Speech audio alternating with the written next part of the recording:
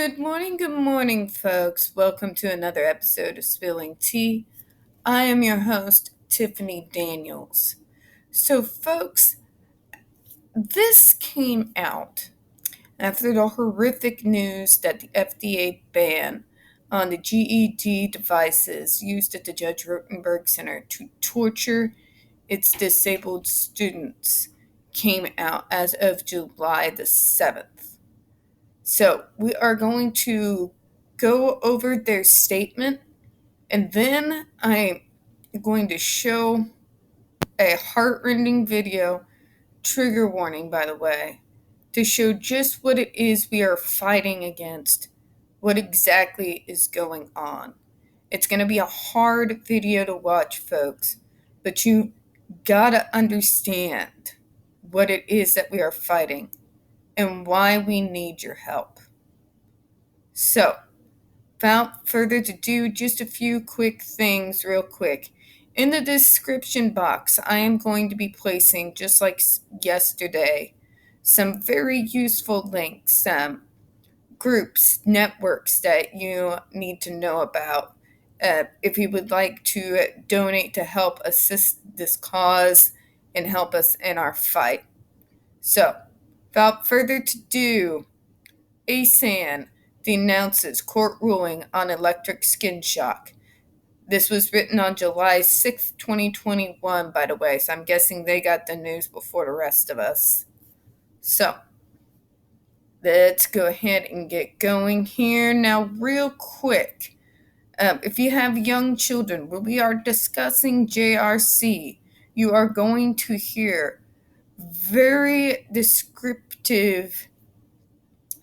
You're going to hear us describe the horrible torture and abuse of children, young adults, and adults with disabilities. If you have young children in the room, please use your headphones. Okay, so here we go. The Autistic Self-Advocacy Network is heartbroken and outraged by today's court decision, striking down a regulation that would have banned the use of the graduated electronic defibrillator, a skin shock device used on people with disabilities. These devices, which the United Nations has recognized as torture, involve causing severe pain in an attempt to control behavior and are only used at the Judge Rotenberg Center, an institution in Massachusetts. The disability community has fought for decades against the use of skin shocks on our people. Last year, after receiving extensive input from experts and community members, the FDA finally finalized regulations that banned the manufacture, distribution, and use of skin shock devices. The regulation was finalized 4 years after it had been introduced and 6 years after an expert panel had recommended the ban, with strong bipartisan support. Over 300,000 people had signed a petition urging the FDA to act. Instead of following the new regulations, the JRC immediately filed a lawsuit against the FDA so that they could continue torturing people with disabilities. This lawsuit was only the most recent of a long string of aggressive lawsuits, fighting attempts to curb their abuses of human rights. Although the trial court had initially upheld the FDA regulations, today the D.C. Circuit Court overturned that decision because the FDA's regulation specifically bans the use of GED for one purpose: behavior modification. The D.C. Circuit Court ruled that the FDA has the authority to ban the device completely, but does not have the authority to ban only one possible use for a device. The next step is clear. The FDA must completely ban the GED and similar devices. ASAN calls on the FDA to immediately pursue a new complete ban. We will continue to advocate fiercely until this torture is finally ended. Our community is currently grieving and outraged on behalf of many disabled people who will continue to experience daily abuse as a result of this decision. But our fight is not over, and we are not giving up. ASAN will continue to use every tool at our disposal and work with state and federal policymakers to end the torture at the JRC and all other uses of aversive treatment. We will not rest until no disabled person is subjected to the torture in the name of treatment. So, that pretty much speaks for all of us there. I've been fighting these bastards for 13 years, going on 14 now. And I felt it coming. I hate to say it, but I'm going to be honest. Part of the reason why I started doing these videos back in April on this center is I just, something within me felt this coming. So I felt the need to get those videos out to explain what has been going on and what is still going on. And what will continue to go on if we just leave this alone and do nothing. So, I want to show you exactly what it is that we are fighting. So, give me just a moment here. I gotta steel myself. This video is never easy to watch. I can see it in my dreams. Especially now.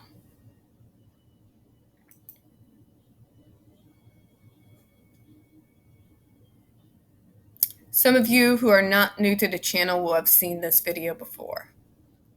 Now, for those who would trigger easily, I understand if this may be too difficult for you to be able to watch. But if you can stomach it, the autistic community, we need you to understand. We need you to understand what we're up against and why we need your help.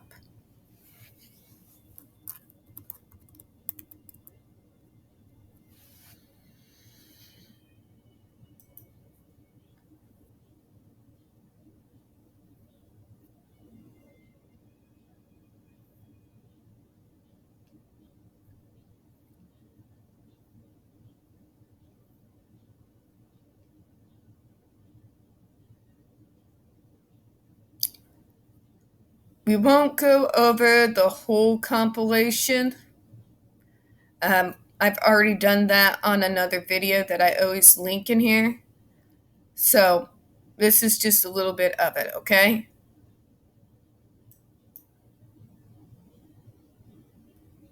Keep from the public eye. The center convinced a judge 8 years ago to seal it, and the battle continued right up until it was played in court, as lawyers for the center asked the judge to bar our camera from recording it. This is what we're fighting. The judge said no. And now, for the first time ever, the public can see for itself what these controversial electric shocks look like in use. It was an emotional day for McCollin's mother, Cheryl, who was in court as video was played from the beginning of Andre's ordeal, when he was shocked and restrained after refusing to take off his coat.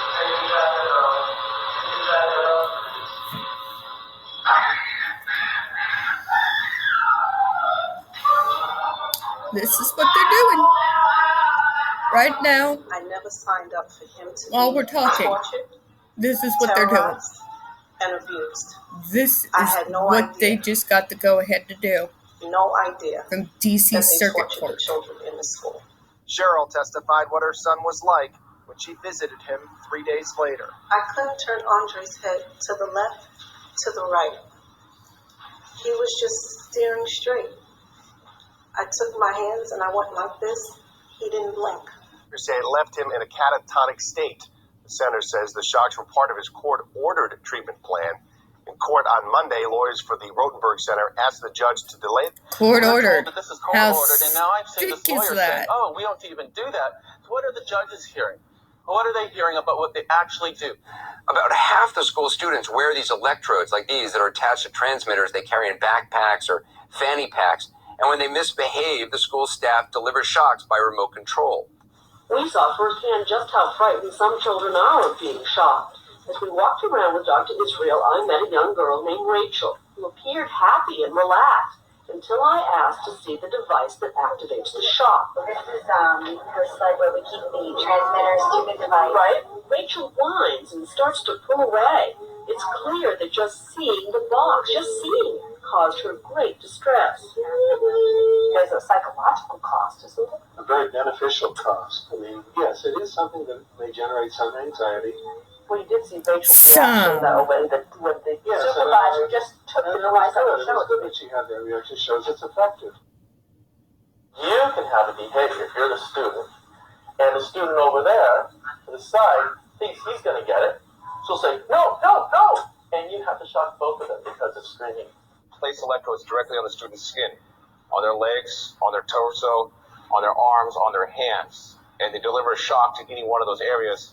So powerful, it's about 10 times the amount of a stun gun, if you can believe that. That actually has reported to burnt skin. You can smell flesh burning. Andre had burns on his arms, and Cheryl said, no more shocking my son on the arms. And they did it anyway. In the video, you can see talking about the arms. How strong are these shocks? It's like a hard pitch. I've had them. It's recorded. It's 30 milliamps is what they say. If you look online. Breeze 30 milliamps? Yes, absolutely. Stun guns that are sold are 3 to 4 milliamps. And the school The stun guns I are have no idea, but I know the device has never burned anybody.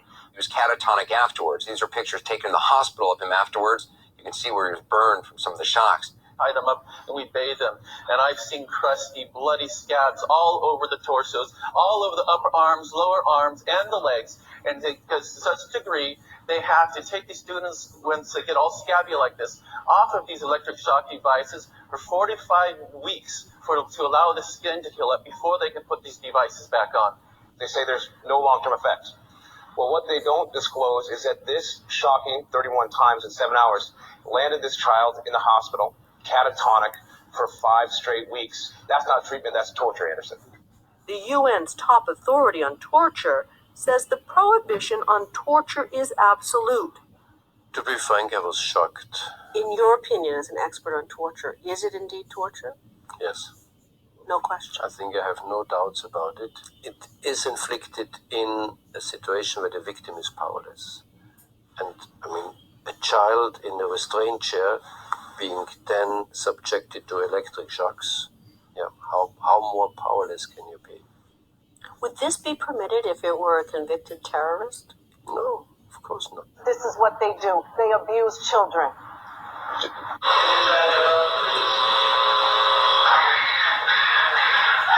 This is what they do. This is what we're fighting against. This is why it's so important.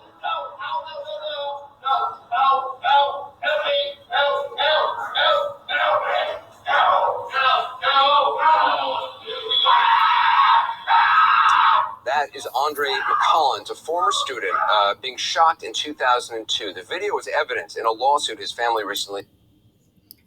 I'm going to go ahead and stop it there. For those who hung with me, this is what we are fighting. This is what we are up against. This is what has now been once again legalized in the state of Massachusetts due to the FDA ban being overturned by the DC Circuit Court. I encourage you to watch my video from yesterday, which goes over things that you are able to do to make sure your voice is heard, to make sure that people get the information out there. We need everybody's support. We need international pressure. We need national pressure. We need every little bit of ammo that we got so we can finally get this to stop. All right, folks. This is all I got for you this morning. Now, as always, folks, we don't get very many views on this channel.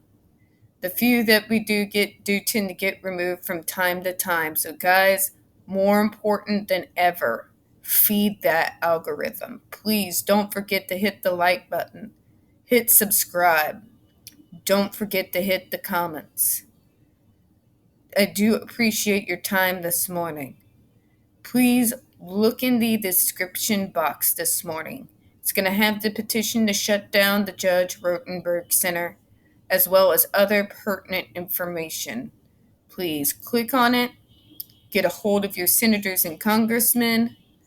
I'm going to leave a tool from ASAN that gives you a letter template. You're able to just send it straight from their site. Follow the Stop the Shocks hashtag on Facebook, on Tumblr, and on Twitter. I do appreciate your time this morning, and as always, folks, we here at Spilling Tea hope you have a good one. Bye-bye.